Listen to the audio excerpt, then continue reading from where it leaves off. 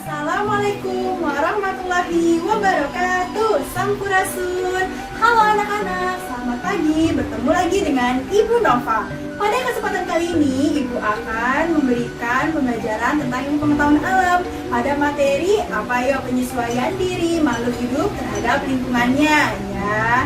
Oke, tapi sebelum kita memulai pembelajaran, Ibu mau cek dulu semangatnya nih. Apa kabar anak-anak hari ini? Jawabannya, Alhamdulillah, luar biasa, Allahu Akbar. Yes, yes, yes.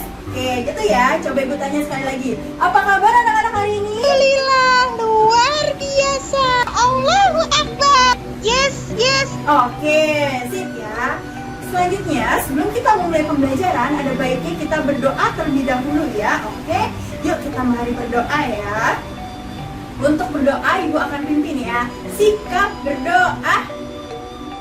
Amin. Selesai. Oke anak-anak, semoga apa yang tadi kita doakan itu dapat dikabulkan oleh Allah Subhanahu wa Ta'ala, dan anak-anak bisa memahami pembelajaran melalui video Ibu ya. Ditonton sampai habis ya, agar kalian bisa memahaminya dengan baik. Ya, seperti itu. Amin. Allahumma amin. Nah, untuk selanjutnya, yuk, udah penasaran kan? Aduh, Bu Nova mau bahas apa sih? Gitu ya. Baik, kita mulai masuk ke materi ya. Nah, anak-anak, tadi kita sudah membahas ya sedikit ya tentang materi awalnya, itu judulnya adalah apa, penyesuaian makhluk hidup terhadap lingkungannya. Kita ambil ke hewan ya, makhluk hidupnya. Nah, siapa di rumah yang pernah lihat cicak? Siapa di rumah yang melihara ayam? Siapa yang pernah makan bebek? Siapa juga yang pernah memelihara ikan? Nah, itu semuanya adalah hewan ya. Ternyata hewan-hewan itu juga memerlukan suatu penyesuaian diri terhadap lingkungan atau habitatnya. Ternyata mereka memiliki habitatnya masing-masing, bro. Penasaran kan? Apa sih Bu itu? Oke ya, jadi yang dinamakan penyesuaian diri terhadap lingkungan atau habitatnya disebut dengan adaptasi. Tujuannya yaitu adalah untuk bisa bertahan hidup. Fungsinya untuk bisa memperoleh makanan, seperti itu. Yang tadi Ibu sebutkan, ikan hidupnya ada di mana? Di air ya. Tentu kita bisa melihat ya, wah ikan itu hidupnya di air. Kalau ayam sama bebek sama cicak hidupnya di darat. Jadi memang adaptasinya berbeda-beda mereka dalam kehidupannya karena menyesuaikan diri terhadap lingkungannya. Adaptasi dibagi menjadi 3. Yang pertama adaptasi morfologi, yaitu adaptasi yang merupakan penyesuaian ya bentuk tubuhnya, seperti itu ya, sesuai dengan lingkungannya atau habitatnya, seperti itu ya. Yang kedua adaptasi fisiologi, di mana penyesuaian terhadap fungsi-fungsi tubuhnya, seperti itu ya, organ-organ tubuhnya, dan ada enzimnya juga, seperti itu ya dalam pengelolaannya ya. Dan kalau untuk adaptasi fisiologi ini biasanya tidak terlihat ya oleh mata, tapi kalau adaptasi yang morfologi itu bisa dilihat oleh mata, seperti itu ya. Selanjutnya ada adaptasi yang ketiga, yaitu adaptasi tingkah laku, di mana adaptasi tingkah laku ini yaitu adalah upaya mereka ya, hewan-hewan itu ketika ingin mempertahankan diri dari serangan, seperti itu anak-anak. Ya anak-anak, Ibu cek dulu ya lagi semangatnya nih, gitu, jangan sedih-sedih aja. Dengan tepuk semangat ya, jadi ikutin Ibu, yuk tepuk semangat. Semangat gitu ya. Oke, pokoknya kalian harus bisa mempraktikannya di rumah gitu ya. Harus semangat. Ikutin Ibu sekali lagi ya. Tepuk semangat.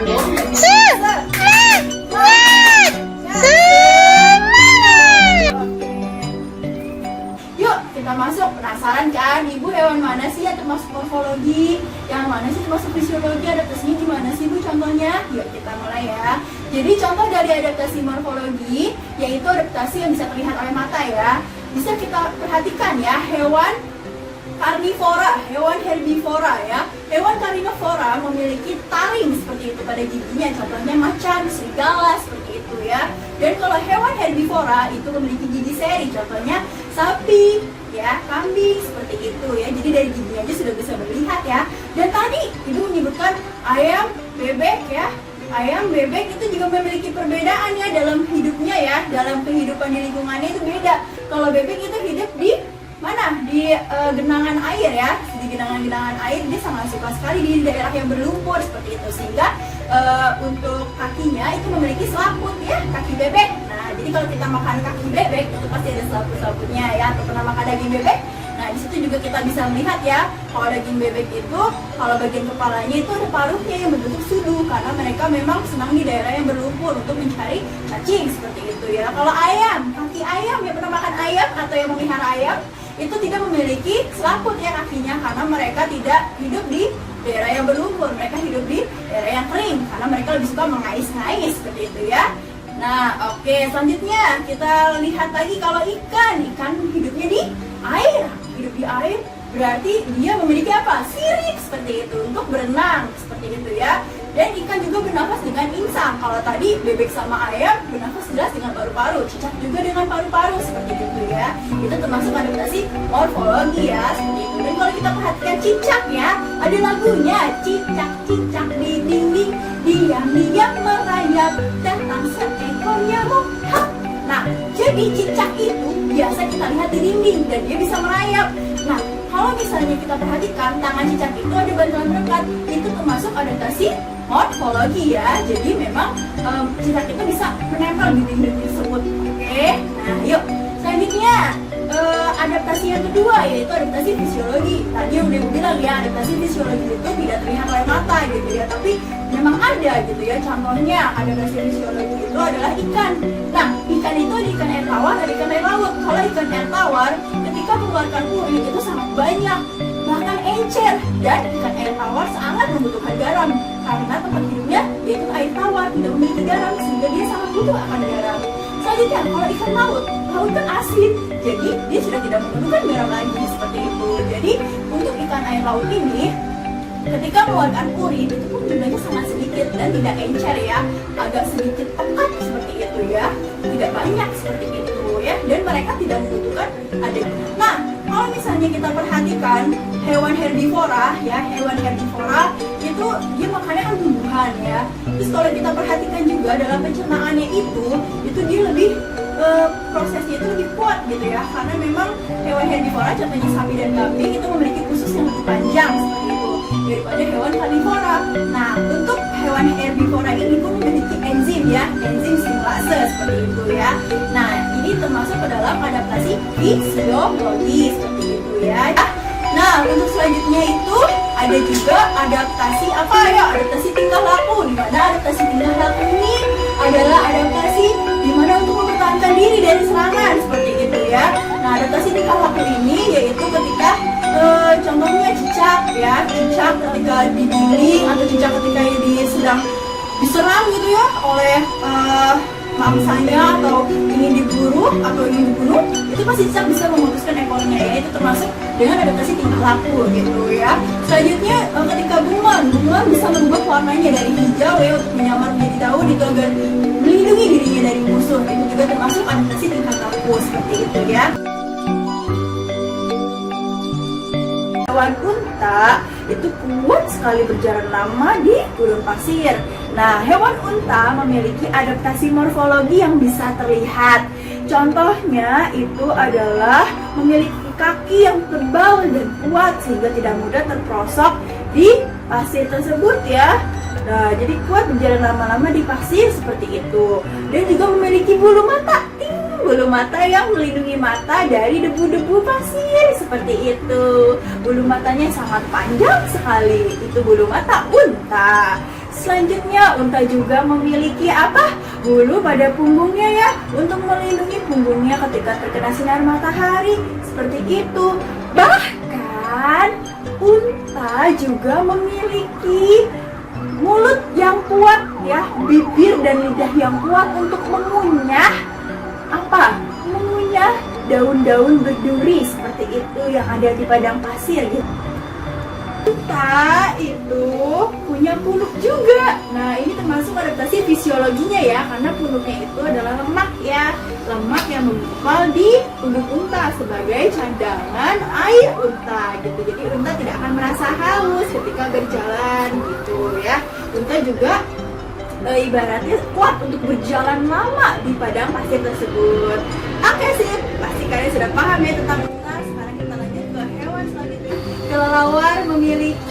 adaptasi juga loh, adaptasi fisiologi ya, yang dimiliki oleh kelelawar gitu ya, yaitu adalah kemampuan gitu ya dalam mendengar seperti itu ya, mendengar, karena memang penglihatan kelelawar itu sangat buruk ya di malam hari. Jadi kelelawar memiliki kemampuan pendengaran yang sangat bagus, yaitu ekolokasi seperti itu. Jadi kelelawar bisa memperkirakan jarak ketika terbang agar tidak nabrak gitu ya.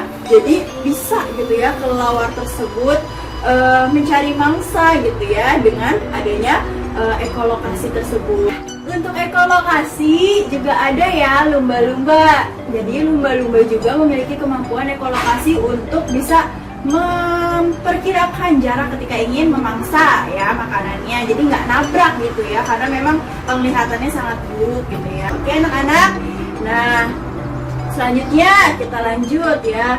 Siapa yang pernah nonton kartun? Ayo, yang pernah nonton kartun We Are Bear Bear. Nah, di kartun We Are Bear Bear, seperti gambar ibu di samping ini ya, kita bisa melihat adanya 3 tokoh ya. Ada 3 beruang gitu ya, yang saling selalu bekerja sama gitu ya. Bahkan sudah seperti kakak beradik, padahal mereka berbeda jenisnya gitu ya. Nah, dalam kartun ini ada beruang kutub, ada beruang grizzly atau beruang madu, ada juga beruang panda seperti itu ya. Nah, ketiga beruang ini itu memiliki adaptasi tingkah laku.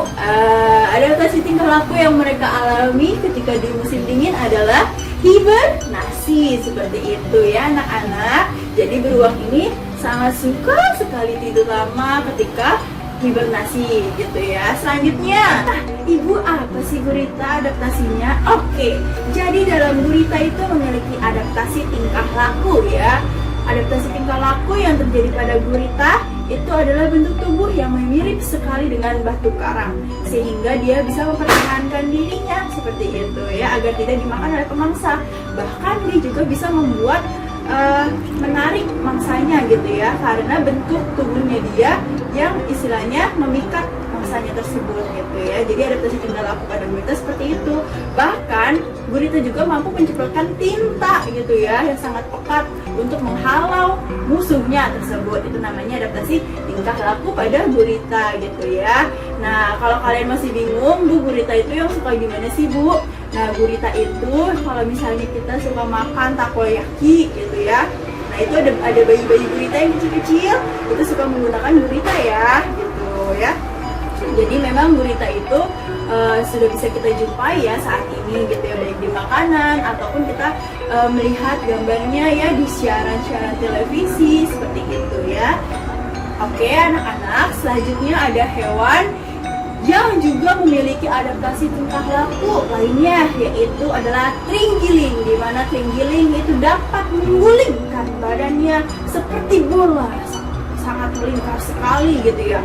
Terenggiling memiliki kemampuan untuk merubah bentuknya seperti bola tersebut untuk melindungi diri dari musuh ya, sehingga musuh akan sulit sekali untuk menangkapnya gitu ya, atau memangsanya, karena bentuknya sangat lingkaran dan memiliki kulit sisik yang sangat kuat gitu. Terenggiling itu sangat luar biasa. Selanjutnya juga ada landak. Landak memiliki adaptasi morfologi ya. Adaptasi morfologinya itu memiliki duri-duri ya, duri-duri gitu ya pada tubuhnya gitu, sehingga landak tidak mudah untuk dimangsa gitu ya. Itu adaptasi morfologi gitu ya. Ya anak-anak, semua hewan tadi juga berkembang biak ya untuk melestarikan jenisnya. Oke, nah dalam proses perkembangbiakannya itu termasuk ke adaptasi fisiologi ya, karena kan mereka memiliki embrio yang berada dalam tubuh mereka gitu ya. Jadi termasuk fungsi dari organ dalam tubuh mereka seperti itu ya.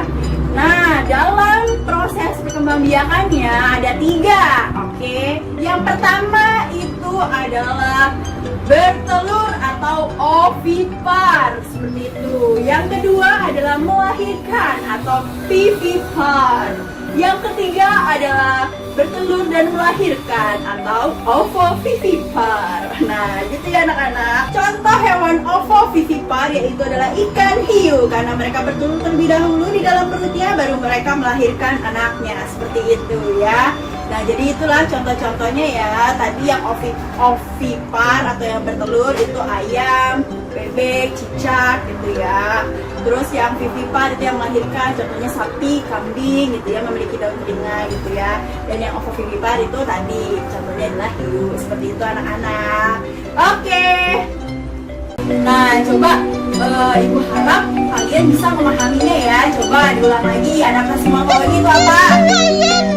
Nah, itu ya. Selanjutnya, adaptasi fisiologi itu apa? Fisik dan enzim makanan. Nah, itu ya. Adaptasi tingkah laku itu apa? Penyesuaian untuk mempertahankan Oke, diri. ya, seperti itu ya. Alhamdulillah ya. Ibu harap semoga kalian dapat memahami pembelajaran ini ya. Dan selanjutnya kesimpulannya adalah adaptasi merupakan suatu penyesuaian diri makhluk hidup terhadap lingkungan atau habitatnya ya. Dan tujuannya untuk bertahan hidup, fungsinya untuk mencari makanan. Seperti itu anak-anak. Oke, sip. Nah, untuk tugasnya yaitu kalian bisa ya mengisi Google Form ya yang udah ada Ibu sertakan di deskripsi YouTube ini, seperti itu ya. Jadi Ibu bisa melihat apakah kalian sudah memahaminya, dan Ibu harap kalian sudah memahami.